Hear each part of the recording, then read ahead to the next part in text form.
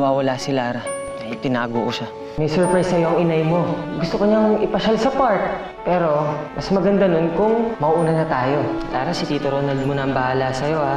Bakit mo ginawa yun? Hindi mo ba nakikita? Mamamatay na ako sa pag-aalala sa anak ko! Sobrang nag-aalala ako sa'yo. Kaya gumawa ako ng paraan. Mali ito. Ophelia, ikaw may karapatan. Ikaw ang nasa tama.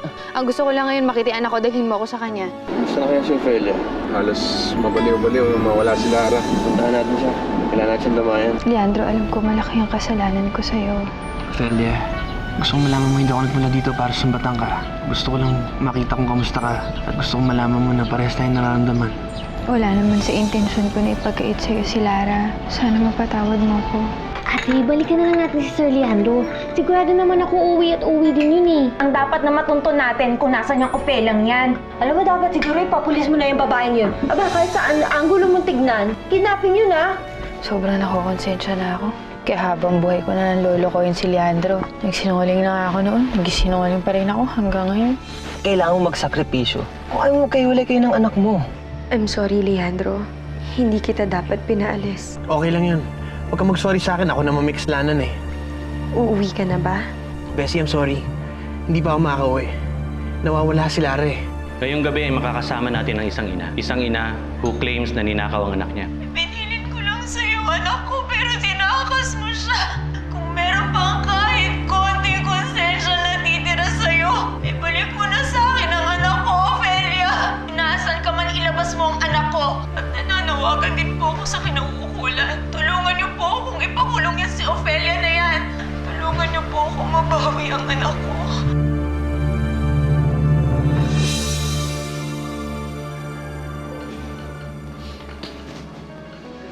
Nay, Lara?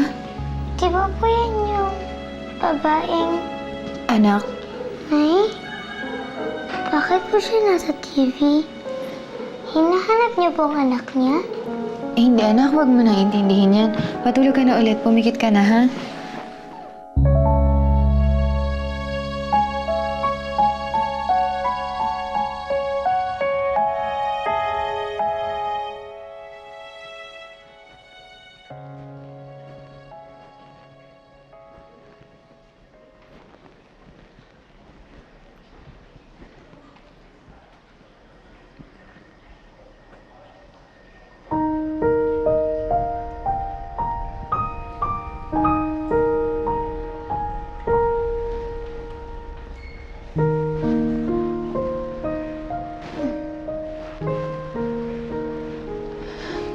Leandro.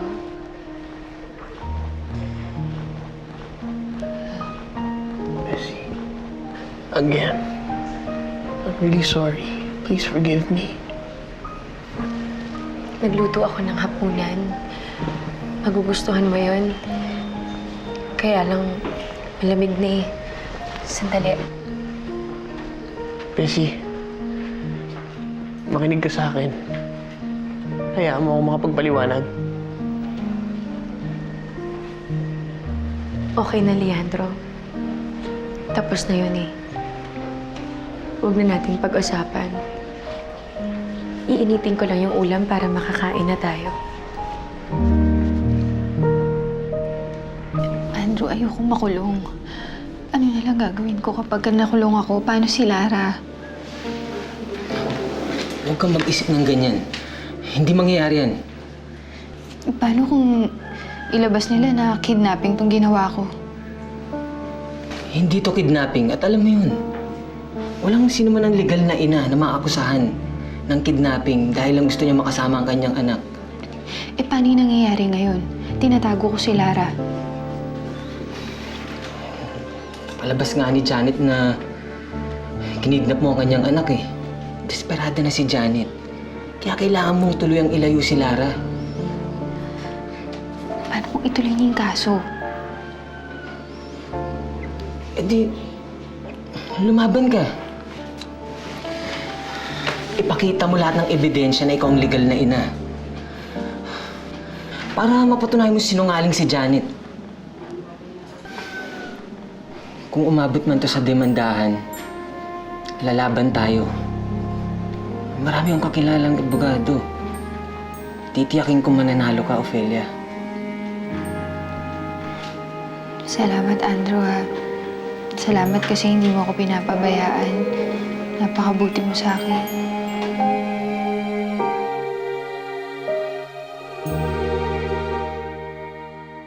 Balita ko, absuelto ka na sa kaso mo kay Ophelia.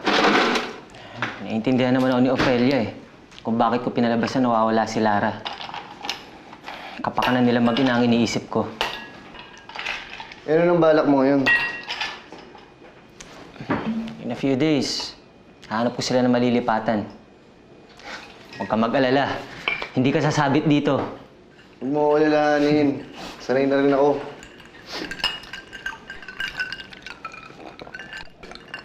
Di ba nagtataka si Ophelia sa mga pinagagagawa mo? Ano, nagtapat ka na ba? Hindi pa. Hindi pa ngayon yung timing. Marami pa siyang iniisip na problema. Tapos yung totoong ina, pinapalabas pa na kidnapping ang ginawa ni Ophelia kay Lara.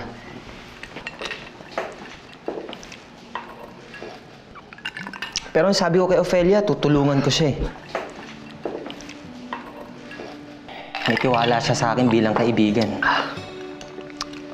Okay na muna sa akin yun ngayon. Siguro pagtapos na ang lahat, tsaka ako magtatapat sa kanya.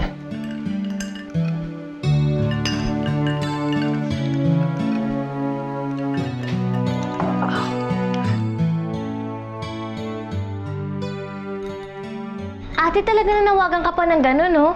Hindi ka ba natakot sa pinagsasabi mo? Bakit naman ako matatakot? Yun lang ang paraan ko para mapalabas ang salunggayang Ophelia na yan. Ha! Tumpak! Manang-mana ka talaga sa akin, Janet, ano? Pareho tayong brilyo. Nay, hindi naman ganun kadali yun eh. Si Ophelia ang legal na ina. Paano naging kidnapping yun? May tamang proseso ang batas, ate. Wala akong pakialam sa batas na yan, ha?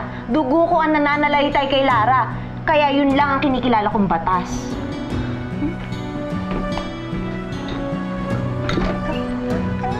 Tama ko sa inyo, Nay. Okay lang yan.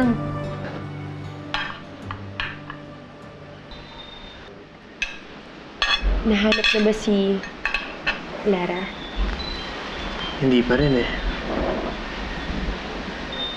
We shouldn't stop. Hanggat di natin siya nakikita. Si Ophelia. Kamusta si Ophelia? She's devastated. Nakakaawa nga eh. Kahit inilihim niya ang lahat sa akin dati, nakuha ko pa rin siyang patawarin.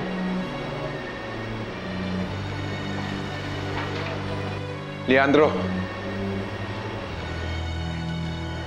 Napanood ko sa TV si Janet. Pinagbibintangan niya si Ophelia na kinidnap daw si Lara eh.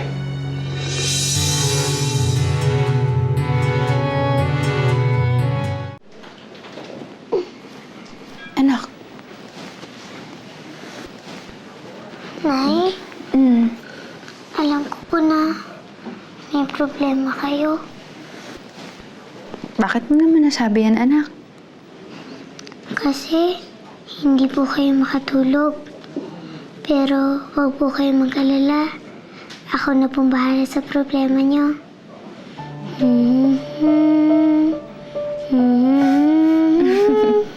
Halika nga dito. Naku, ang baby ko talaga, big girl na. Dati, ang nanay ang naghihele sa kanya. Ngayon, ko na gumagawa nun para sa akin. Alam niyo po ba, Nay? Kapag kinakanta niyo ko, nawawala po ang mga problema ko. Talaga? Opo, kaya kakantahan din po kita. Para mawala na po yung problema niyo. Anak, maraming salamat, ha? Alam mo, dahil sa'yo, kaya lahat ng problema ng nanay ngayon, lahat ng hinaharap ko, kaya ko. I love you, anak. Mahal na mahal ko rin po kayo, Nay.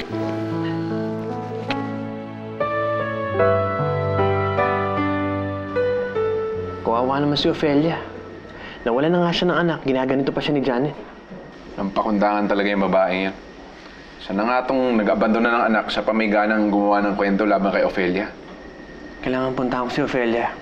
She needs legal advice. Kailangan malaman niya na walang saysay. ang mga pananakot ni Janet sa kanya at walang saysay ang mga aligasyon sa kanya ni Janet.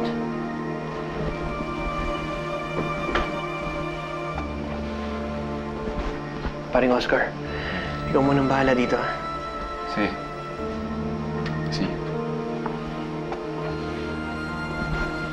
Leandro, sandali. Sasama ako sa'yo. Bessie, wag na. Ayoko madamay ka. Hindi ko lang pinsan at kaibigan si Ofelia. Para ko na rin siyang kapatid.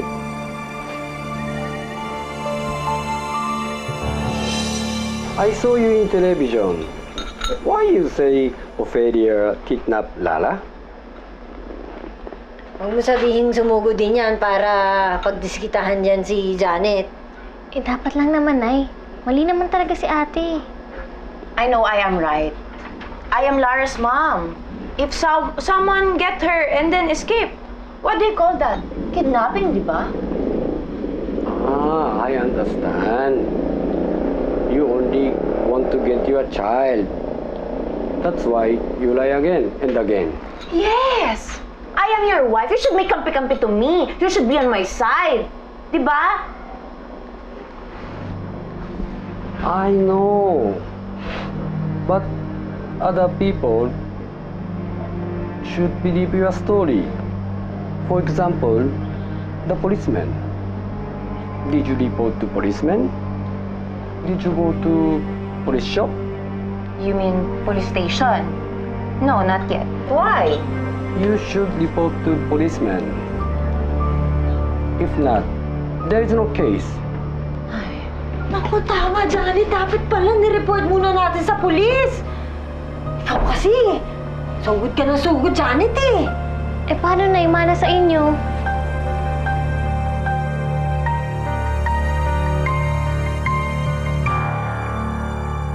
Pwede ba namin makausap si Andrew? Naku, wala po si Sir Andrew dito eh. Nasaan siya? Hindi ko ho alam eh. Basta ho magkasama silang umalis ni Ma'am Ofelia kanina. Alam mo ba kung kailan sila babalik? Pasensya na ho.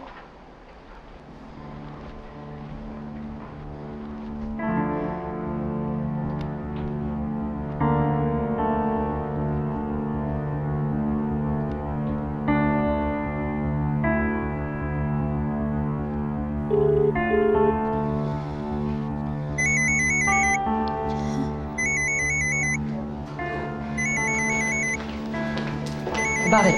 Sino yan? Si Leandro. Sagutin mo na. Baka napanood niyo si Janet kaya yan tumatawag. Hello, Leandro. Hello, Ophelia. Are you okay? Okay lang. Kaya kami nagpunta dito dahil nabaltaan namin ang ginawa ni Janet sa'yo eh. Nag-alala kami ni Bessie. Si Bessie? Pinuntahan niyo ako? Nasaan kayo? Dito sa bahay ni Andrew.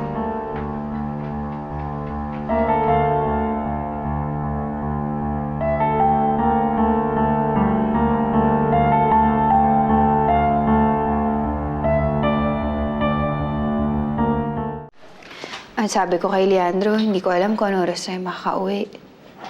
Ophelia, kailangan natin pumunta sa bahay. Paano tayo pupunta doon? Eh, hindi naman natin pwedeng isama si Lara dahil nandun nga si Leandro. Tayong dalawa na lang muna pumunta doon. Iwan natin si Lara dito? Hindi pwede yun. Ophelia, kailangan ka na makita ni Leandro. Mamaya isipin niya umiiwas ka. Okay lang naman dito si Lara eh. Babantayan naman siya ni Ronald. Hindi siya pababayaan. Balikan na lang natin siya agad.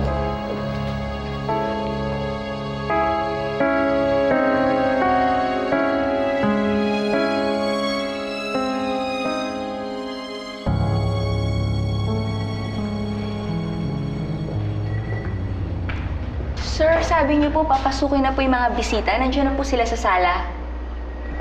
Sige. Sige po. Andrew, magsisinungaling din ba ako kay Bessie? Pati ba sa kanya? Ophelia?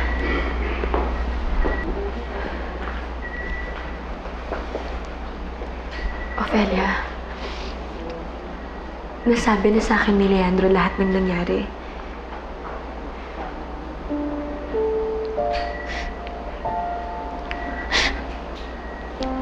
Bessie,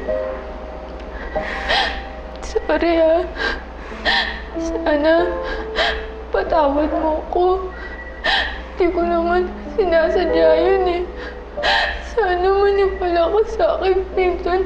Wala naman ako medyo na masama eh. Ophelia, hindi pa rin nakikita si Lara eh.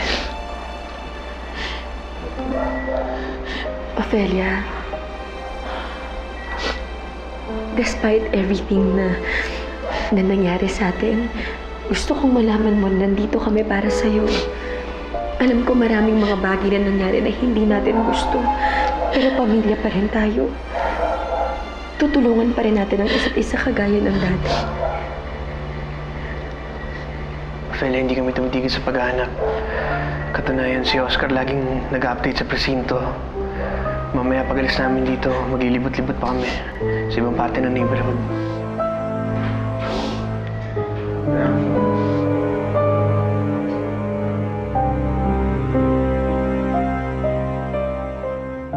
Sabi ni Genki, hindi raw sapat yung panawagan ko sa TV.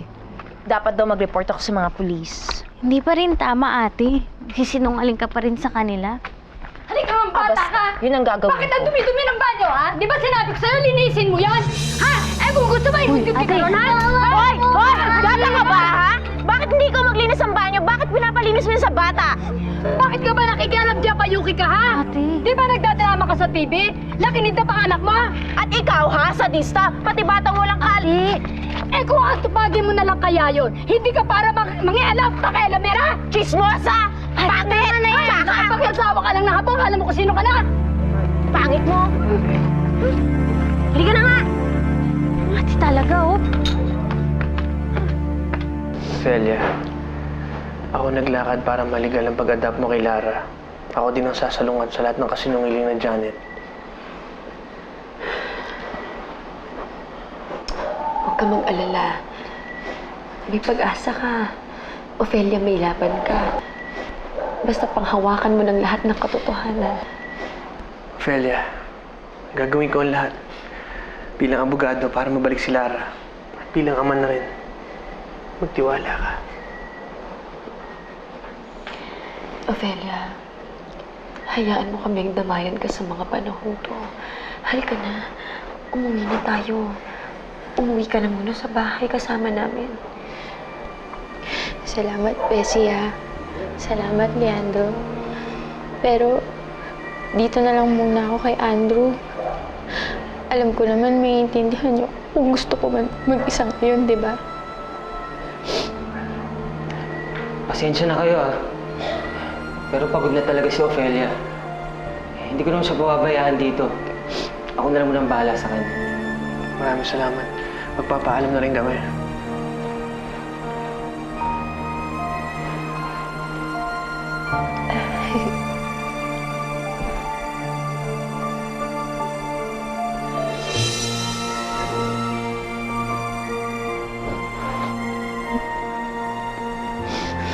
Ophelia, alam ko kung ano pinagdadaanan mo. Nawalan na rin ako ng anak. Pero yung sa akin, hindi na siya maibabalik eh. Pero yung sa'yo, alam ko ibabalik ng Diyos sa'yo si Lara.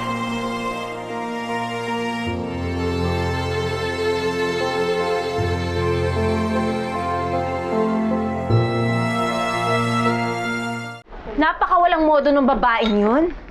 Anong klase siyang ina? Bakit nag-anak pa siya? Ano yun, para alilain niya? Para apihin? Ganon? Ate, kahit saktan niya yung bata, wala ka na doon. Hindi ikaw ang nanay. Eh, nanay pa rin ako. At naalala ko yung anak ko. Hinisip ko tuloy, baka... paano siya pinalaki nung nag-ampon sa kanya? Baka sinasaktan siya, baka inaalila. Ate, kilala ko si Ophelia. Hindi siya ganun kay Lara. Pinalaki niya si Lara nang di niya sinasaktan. Kahit hindi niya yung tunay na anak, minahal niya pa rin. Sising-sisi ako na pinamigay ko si Lara. Sama-sama ako. Pero kahit balibalik rin mong mundo, ako pa rin ang nanay niya. Siguro panahon na para ako naman ang magmahal sa sarili kong anak.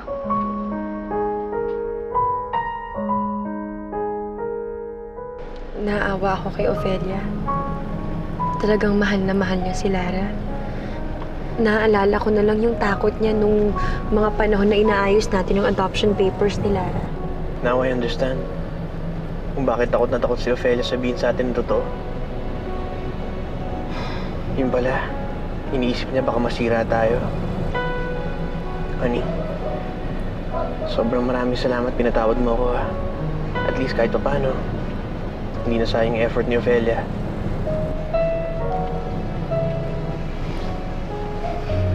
Sabay natin siyang tutulungan. Hahanapin natin si Lara.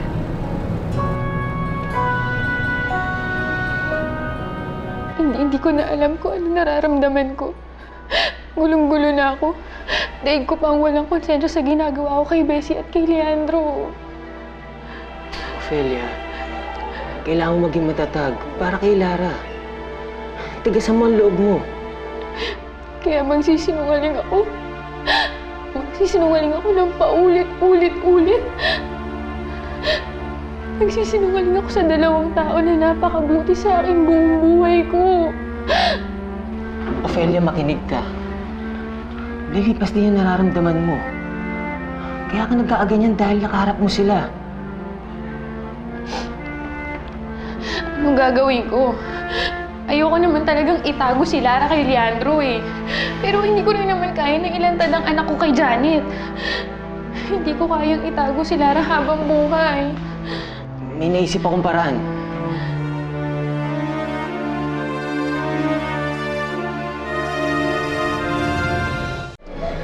Kapag nahanap na natin si Lara, anong gagawin mo?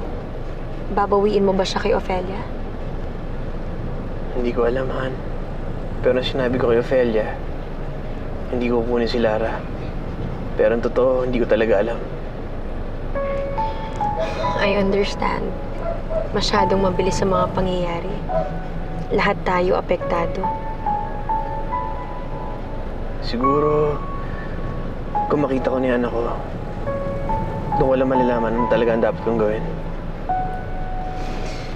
Leandro, sana magdesisyon ka ng tama. Isipin mo rin naman yung kagalagayan ni Ofelia. Huwag mo namang kunin si Lara sa kanya. Pareho lang kami nangungulila. Leandro, nandito ako sa'yo palagi. Kahit kailan hindi ka mag-iisa. Pero si Ofelia, si Lara lang ang meron siya. Ikamamatay ni Ofelia yun kapag nawala si Lara sa kanya. Kaya Leandro, huwag mo namang kunin si Lara kay Ofelia.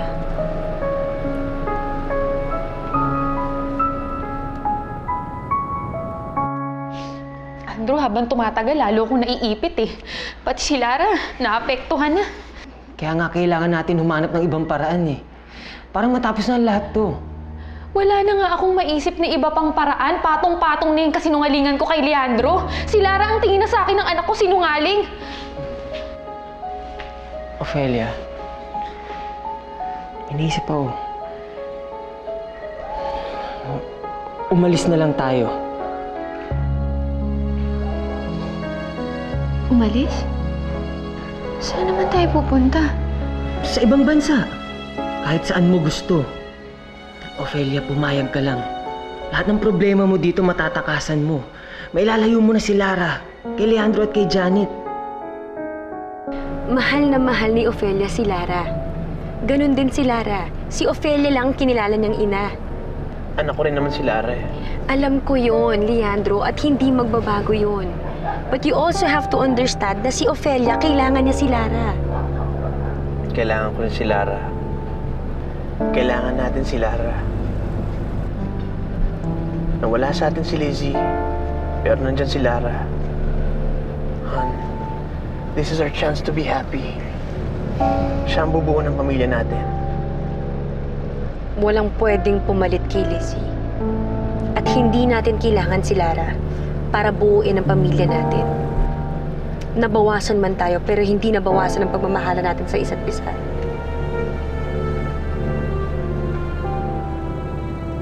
Ano ba sinasabi mo? Kahit ano nga wala ako, pera pa. Huwag mo nang isipin ang pera. Ako nang bahala sa lahat ng gastos. Seryoso ka ba? Bakit mo ba pinipilit to? Seryosong seryoso. Ophelia, lagi kitang iniisip. Lagi kong iniisip ang kapakanan mo. Pati ng anak mo. Hindi kita maintindihan. Hindi namin pwedeng gawin sa'yo to. May sarili kang buhay. Ophelia, huwag mo na akong alalahanin. Ang mahalaga sa akin, ikaw. Andrew, nagpapasalamat ako dahil napakabuti mo sa amin ni Lara. Pero sobra-sobra na to. Ayoko maging pabigat kami sa'yo. Ni minsan hindi ko inisip yan. Ophelia, simula nang makita kita ulit, naging masaya ang buhay ko. Gumaan ang buhay ko dahil sa'yo. Hindi kita maintindihan. Bakit mo ba sinasabi yan?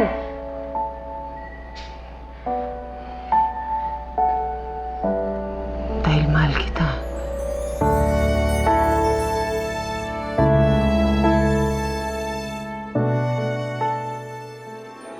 Pumayag ka na lang na mag-ibang bansa kayo. Tapos nandun, mag-umpisa kayo ng bagong buhay. Yung kasama mo si Andrew. Pag malayo na kayo, wala na magka-question dyan sa sinasabi mong karapatan. Ano ho yun? May isusumbong sana yung anak ko sa inyo. Tulungan niyo po ako. Kinidnap po yung anak ko. May kumuha sa kanya. Kunin mo ang anak mo, Leandro. Ikaw ang dapat magdesisyon lalo na sa usapin ng pagiging ama mo. Kung ako lang masusunod, yun ang bala kong gawin pag makita namin si Lara. Inaalala ko lang, Dad, paano si Ophelia? Yung mga drama mo sa TV, nagkatotoo ngayon. Nawawala talaga yung anak mo. Pwes hindi ako naniniwala. Baka na lang to ni Ophelia. Gustong-gusto niyang itago sa akin ang anak ko. Sasama na kami sa'yo sa ibang bansa. Ophelia, masayang-masaya ako sa desisyon mo. Gusto ko na pong puntahan si Inay. Hindi pwede, Lara. Parang awa mo na po. Dalhin mo na ako sa kanya, Tito Ronald. Sana nga tama tong desisyon natin na ilayo si Lara. Yun naman ang gusto kong mangyari. Ang maging masaya kayo. Pag nakaalis na tayo ng bansa, sisiguraduhin kong magiging maayos at masaya ang buhay niyo. Mangingibang bansa kayo? Yay! Dali, Lara. Nakikita ko na po si Inay! Nandito na po ako, Nay! Lara?